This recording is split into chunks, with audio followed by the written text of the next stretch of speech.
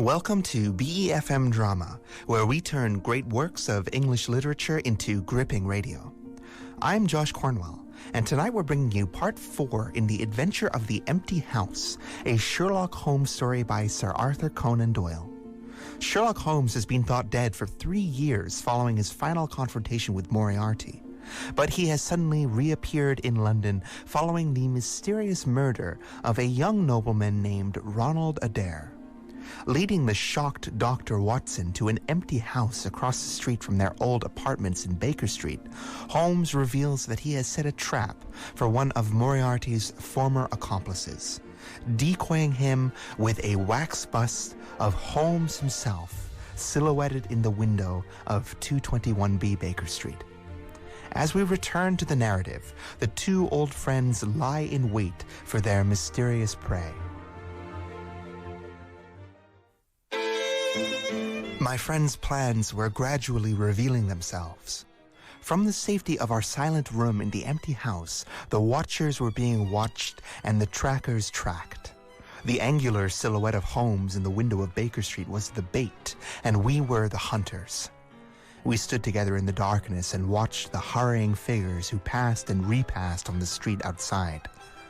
Holmes was silent and motionless, but I could tell that he was keenly alert and that his eyes were fixed intently upon the stream of passers-by. More than once he fidgeted with his feet and tapped rapidly with his fingers on the wall. It was evident to me that he was becoming uneasy and that his plans were not working out exactly as he had hoped. At last, as midnight approached and the street gradually cleared, he paced up and down the room in uncontrollable agitation. I was about to make some remark to him when I raised my eyes to the lighted window and again experienced a great jolt of surprise. I clutched Holmes's arms and pointed upward. The shadow has moved. It was indeed no longer the profile, but the back, which was turned towards us. 3 years had certainly not smoothed the irregularity of Holmes's temper or his impatience with a less active intelligence than his own. Of course it has moved. Am I such a farcical bungler, Watson, that I should erect an obvious dummy and expect that some of the sharpest men in Europe would be deceived by it? We have been in this room 2 hours, and Mrs. Hudson has made some changes in that figure 8 times, or once every quarter of an hour. She crawls in and works it from the front so that her shadow may never be seen. You have Mrs. Hudson crawling around on the floor? She agreed to it? Of course, she loves a little adventure. Ha ha. A low, stealthy sound came to my ears, not from the direction of Baker Street, but from the back of the very house in which we lay concealed. Moving in utter silence, Holmes pulled me back into the blackest corner of the room, and I felt his warning hand upon my lips. The fingers which clutched me were quivering. He drew in his breath with a shrill, excited intake. In the dim light, I saw his head thrown forward, his whole attitude rigid with attention. A door opened and shut.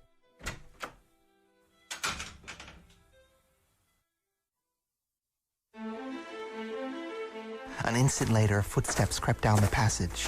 Holmes crouched against the wall, and I did the same, my hand closing around the handle of my revolver. Peering through the gloom, I saw the vague outline of a man. He stood for an instant, and then he crept forward, crouching, menacing, into the room.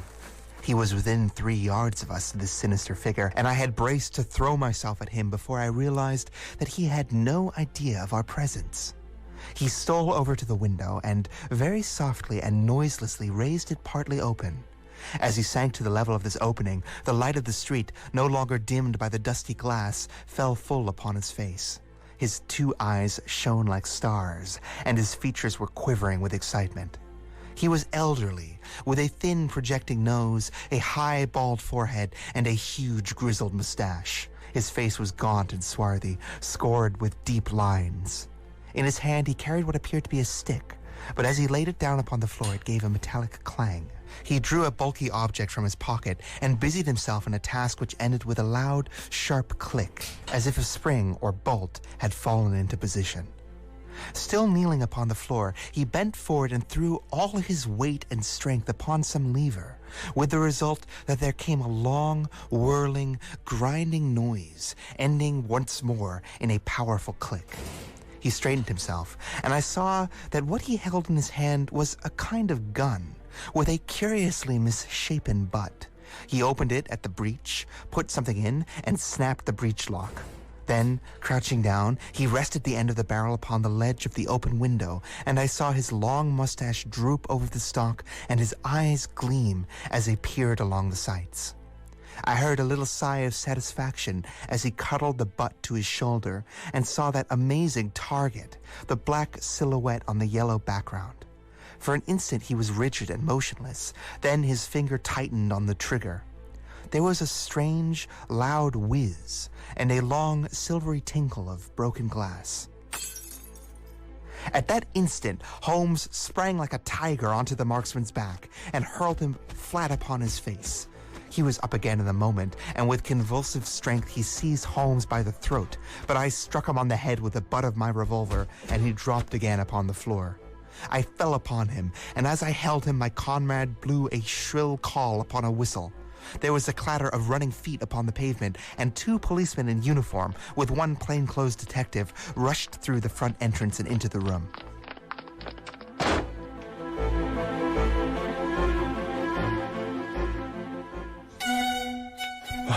That you, Lestrade? Yes, Mr. Holmes. I took the job myself. Good to see you back in London, sir. And it's good to see you too, Inspector. You handled the Molesley mystery with less than your usual... let's just say you handled it fairly well. We had all risen to our feet, our prisoner breathing hard, with a stalwart constable on each side of him. Already a few loiterers had begun to collect in the street. Holmes stepped up to the window, closed it, and dropped the blinds. Lestrade had produced 2 candles, and the policemen had uncovered their lanterns.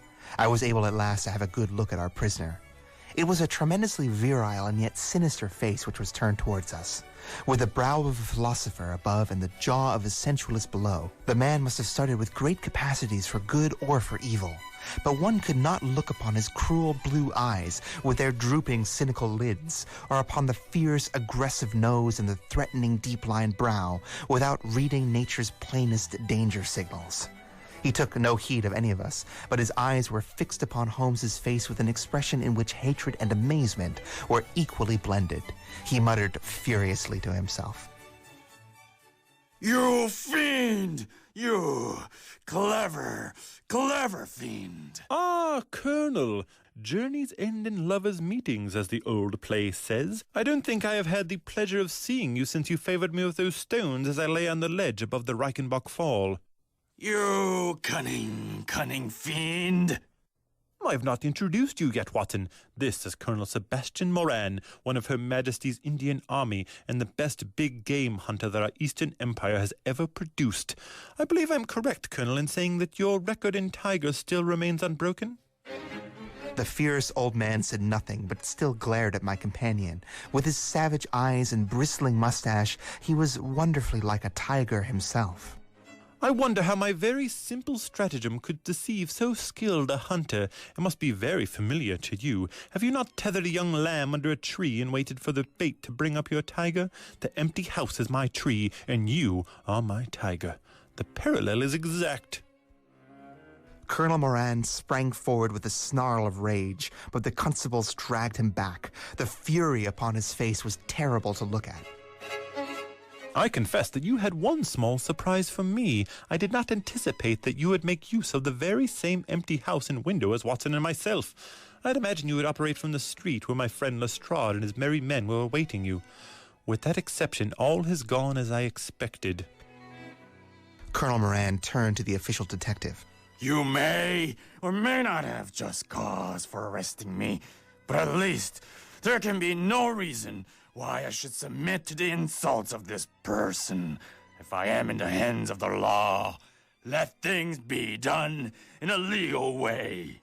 Well, that's reasonable enough. Nothing further you have to say, Mr. Holmes, before we go? Holmes had picked up the powerful air gun from the floor.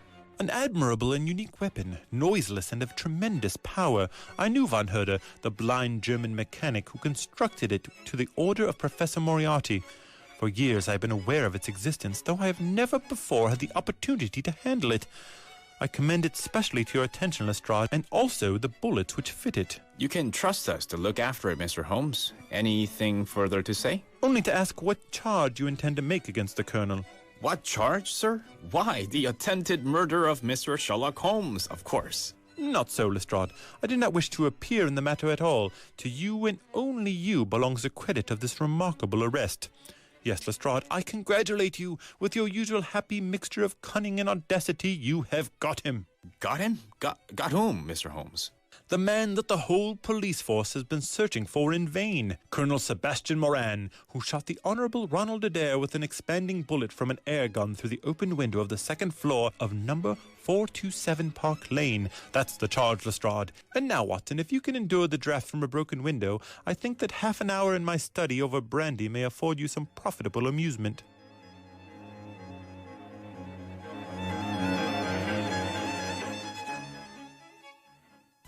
The trap has been sprung and the tiger caught.